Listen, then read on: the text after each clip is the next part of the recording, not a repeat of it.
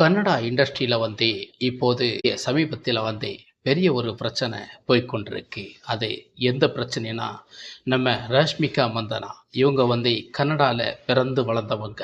இப்போ இவங்க கல்கட்டால செட்டில் ஆயிருக்காங்க.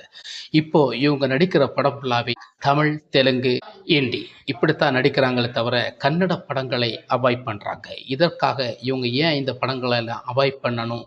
அதற்கான சில விளக்கங்களும், விஷயங்களும் நமக்கு பேசிக் கொண்டிருக்க போறோம். அதைப் பற்றி நமக்கு பேசுவோம். வாங்க வீடியோக்குள்ள போலாம்.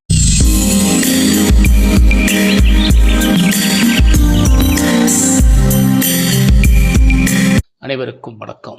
கன்னடா சினிமாவில் முதல் படமாக நடித்த நம் ரஷ்மிகா மந்தனா இப்போது பெரிய பிரச்சனையில் மாட்டியிருக்கிறாங்க. அதாவது காங்கிரஸில் ஒரு முக்கிய தலைவராக இருந்தவர் பிலிம் இண்டஸ்ட்ரி என்று சொல்லி ஒரு நிகழ்ச்சியை நடத்துகிறார். பல நடிகர்களுக்கு நடிகைகளுக்கும் அழைப்புகள் கொடுக்கப்பட்டது. அதுபோல் ரஷ்மிகா மந்தனாவுக்கும் அழைப்பு விடுத்ததுக்கு அவங்க வர மறுத்திருக்கிறாங்க. அவங்க வராததுக்கு முக்கியமாக கன்னடா சினிமாவையும் கன்னடா வாழ்க்கையும் அவங்க பிறந்த மண்ணையும் மறந்துட்டாங்கன்னு ஒரு குற்றச்சாட்டை ரஷ்மிகா மேல வச்சிருக்காங்க. இந்த அளவுக்கு போய்கொண்டிருக்கும் போது ஒரு பிறந்த மண்ணையும் வளர்ந்த இடத்துல வளர்ந்து வந்த சினிமாவை மறக்க வேண்டிய காரணங்கள் நீங்கள் சொல்வது ஒரே காரணமாக இருந்தால் அது எப்படி மிகையாகும்?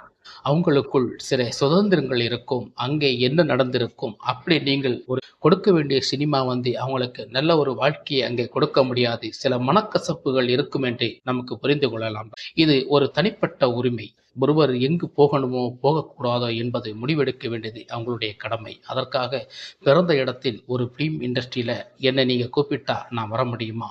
அதை நீங்க கூப்பிடுத முறைகள் எவ்வளோ விஷயங்கள் இருக்கு. சில விஷயங்களை நமக்கு மறைக்கப்படலாம். நான் சொல்வது உங்களுக்கு புரிஞ்சிருக்கும்னு நினைக்கிறேன்.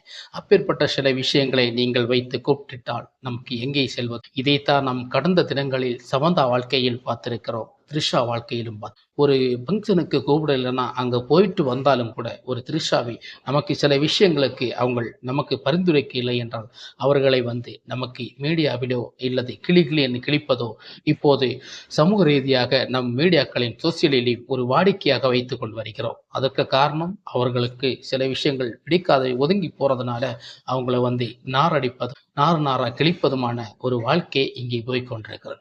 சினிமா நான் தெரியாம தான் கேட்குறேன். சினிமா நடிகை என்ன இலக்காரங்களா? சினிமா நடிகை என்றால் அவங்க என்ன பெண்கள் இல்லையா? சினிமா நடிகர் என்றால் அவர்கள் ஆண்கள் இல்லையா? அவர்களுக்கான தனி உரிமையும் தனி சுதந்திரமும் அவர்களுக்கு இருக்க வேண்டாமா? அப்படி இருக்கணுங்க. அது சொந்த மாநிலமா இருந்தா என்ன, சொந்த மண்ணா இருந்தா என்ன, சொந்த பிலிம் சிட்டியா இருந்தா என்ன, அவங்க விலகி நிற்கிறதுக்கு பல காரணங்கள் இருக்கலாம்.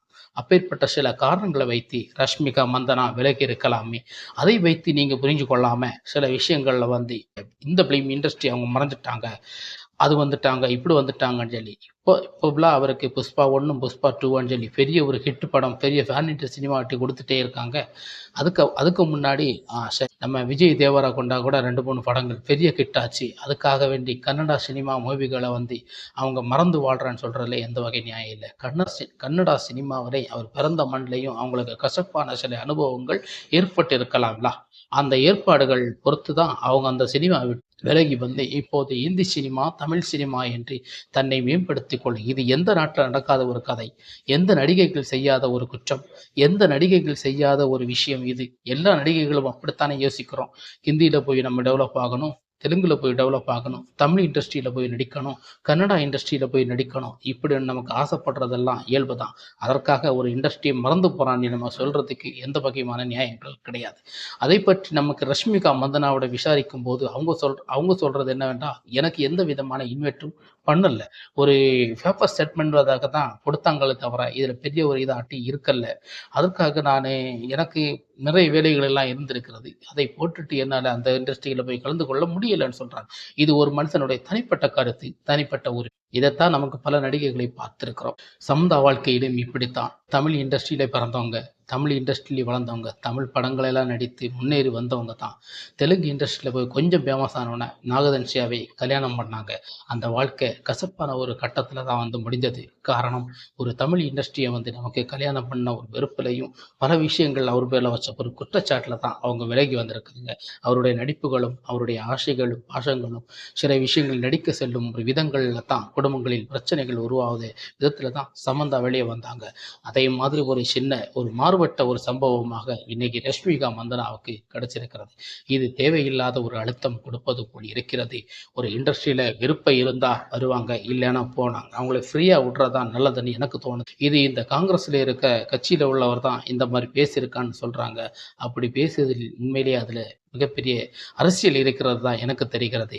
அதற்காக பிஜேபி சப்போர்ட் கொடுத்து கங்கனா ரணாவத் எல்லாம் நல்ல விதமாக பேசியிருக்கிறான்னு சொன்னா அதுவும் ஒரு நியாயமானது கிடையாது. அதுவும் ஒரு அரசியல் தான். அவங்க இப்படி சப்போர்ட் கொடுத்து இப்படி சப்போர்ட் கொடுத்து அரசியலை அவங்க மேம்படுத்த பார்க்குறாங்களே தவிர ரஷ்மிகா மந்தனாவுக்கு இது சப்போர்ட் கொடுக்கும் விதம் கிடையாது. ரஷ்மிகா மந்தனாவை காப்பாற்ற வேண்டும் என்றால் அது ரஷ்மிகா மட்டும்தான் முடியும். அவருக்கு உடமையை காப்பாற்றுவதற்கு அவர் கையில் தான் இருக்கிறது.